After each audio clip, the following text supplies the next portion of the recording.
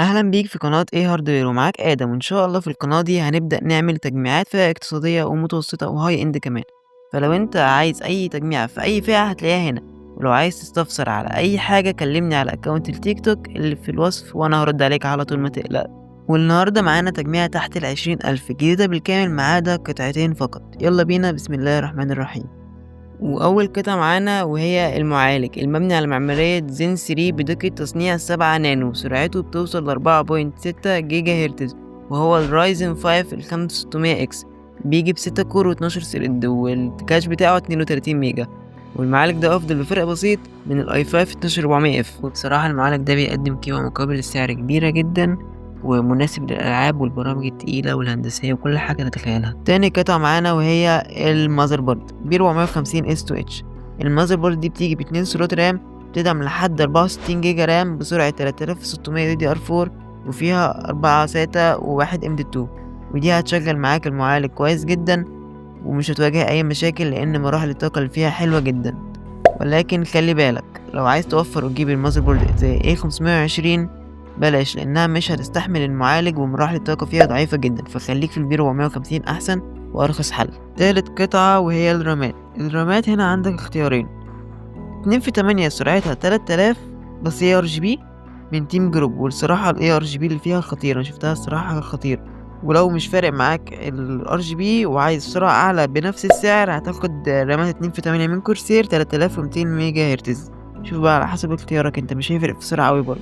رابع قطعة وأهم قطعة هي كارت الشاشة 6 جيجا من نفيديا RTX 2060. ولو عايز حاجة موجهة للألعاب فقط بنفس السعر و8 جيجا في رام، يبقى ما عندكش حل غير ال RX 5700 XT. وفي آخر الفيديو هوريك تجربة للكارتين في الألعاب.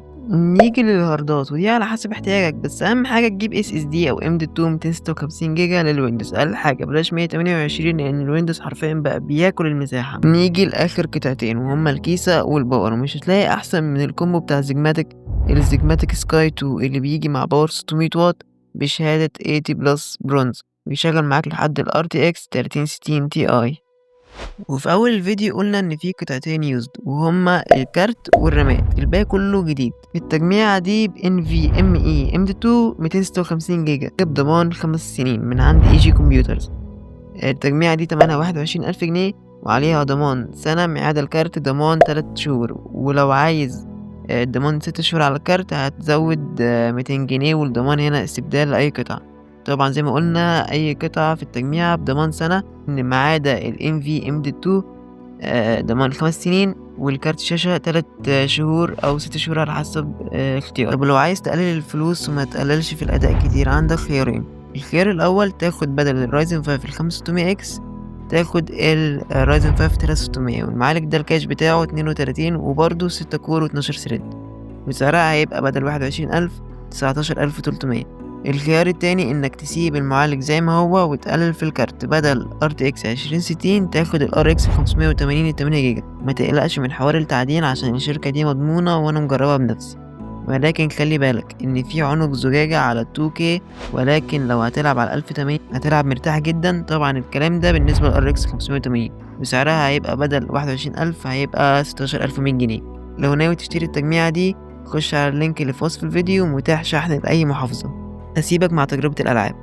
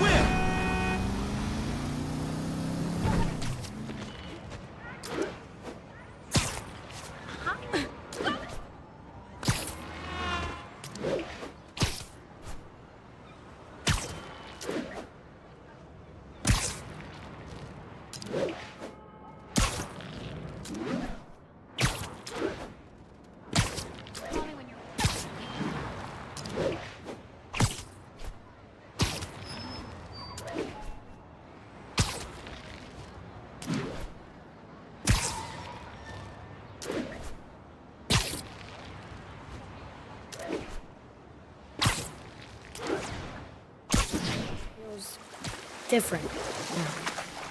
Everything is different, boy. Try not to dwell on it. Yes, sir.